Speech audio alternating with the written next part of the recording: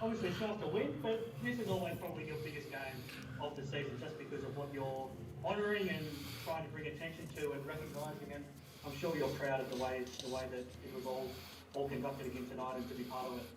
Yeah, we concentrated quite heavily on this week, having a full practice and doing what we do, and we took no short corners, and we want to make sure that we honored our values for the entire year and that there was no shortcuts taken. And obviously this game was monumental for us to do the right thing and play the right way, regardless of kind of what the outcome would be, but represent ourselves in the right way. And Scott Harris and Joe, when she was alive, was part of family for me, and to honor her legacy and have this teal game and spread the word about ovarian cancer and the She Foundation and the money that they've raised this evening is just a really important thing for me, having lost two, a sister and a mother from cancer, and to get this game across the line and the money that they're raising. And I'm quite proud of our group and how they showed up and did the right things.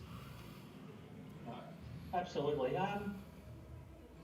In terms of the game, I mean, how important was it to finish on a winning note for this group? It's been a season where you've had so much thrown at you all the way through, right from the very start, and even before that first game in Perth. But yep. How much does it mean to finish on a winning note?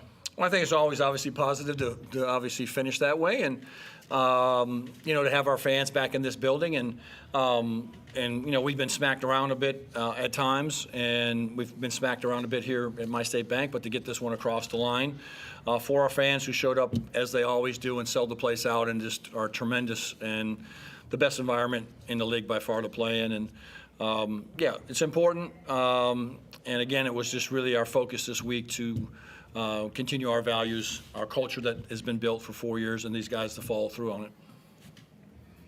It's an easy thing to do, I guess, when you're analysing your season just to look at the fact that you've gone from a championship to now not making the top six. But I think there's a lot you deserve to be proud of, because you've virtually had not a full squad for the entire season.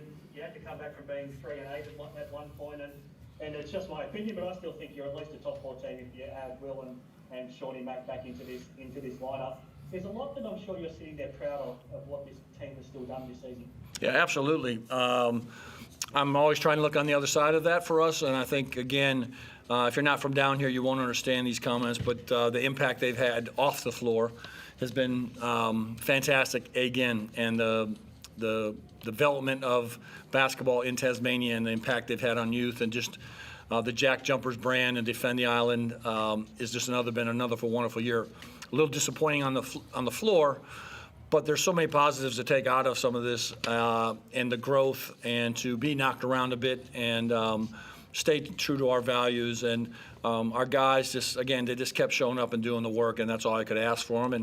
And we've been kind of knocked around a bit, but the funny thing is, on the 29th game, we were still actually statistically had a chance to be in. And obviously that was going to be a long shot of all long shots, but the fact that we weren't out 3 months ago or 2 months ago, and we just kept fighting when it was 3-8, and it's just a great credit to the players, and I have the best staff in the NBL, and the work effort that they do is second to none. That was the point I was going to make. You end up only missing the top 6 by percentage. I mean, given everything you've had thrown at you, I think it's a great achievement. Yeah, no, I'm with you, and you're singing to the choir. And I told these guys to go out and celebrate this evening, celebrate what's transpired over this year and the growth that we've had and the character building that we've had, and celebrate each other. And there was no, to me, negative influence that ever really kept into our group, even when we were 3-8. They just kept coming, and again, it's just a great credit to our guys. And I do believe, as you do, that there's some really good things there, and what's down the road could be quite exciting. Just to you, Bruce, how do you sum up your first season playing down here? I've loved it. I think the way the team go about things, I just slotted right in, and just loved it, coming in every day and doing the work. How different of an environment is it playing in the Jack Jumpers in the culture? I mean, you've been part of some different environments over your career. You go back to the championship teams at the Breakers, and then you were part of the Bullets when they were trying to start something from scratch, and similar to the Phoenix, you were trying to build a culture from scratch. How do you compare walking into the Jack Jumpers this season in that regard?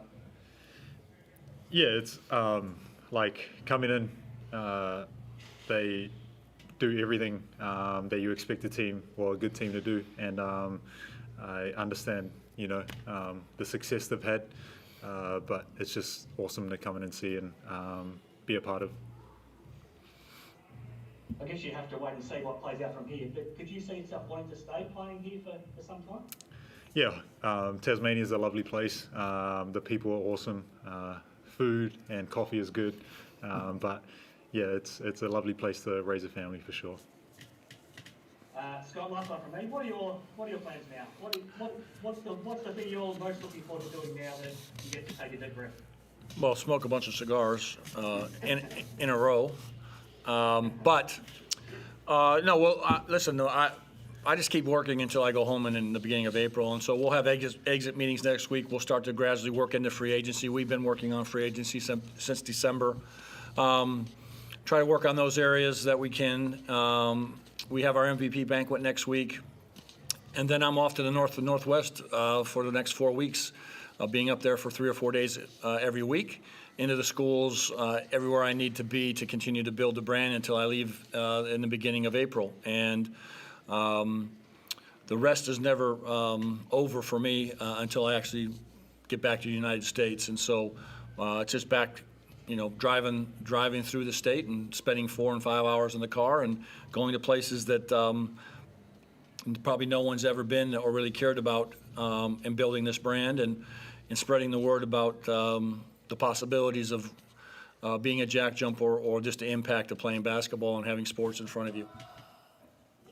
Perfect. Thanks very much, guys. All right, Chrissy, thanks for everything all year. You're the best, my friend. Yeah, thanks, Scott. You got it. Yep. Yeah, I'll just finish up with one, Scott, just in terms of looking ahead to next season.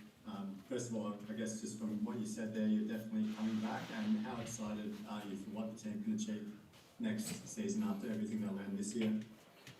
Well, I mean, it's really hard to wrap your head around it since I just did it, 20 minutes ago, but we'll just take a break and pump our brakes, and we'll just try to reload and do what we can, and see what free agencies we can get locally, and then we'll start to work on in April, as we always done, our import roster, and we'll talk to all these guys and have good conversations. And again, we can take our time really now since we're done quite early and there's no rush. Yep, cool, thanks for that. Yep. All good? That's it. All right, thank you.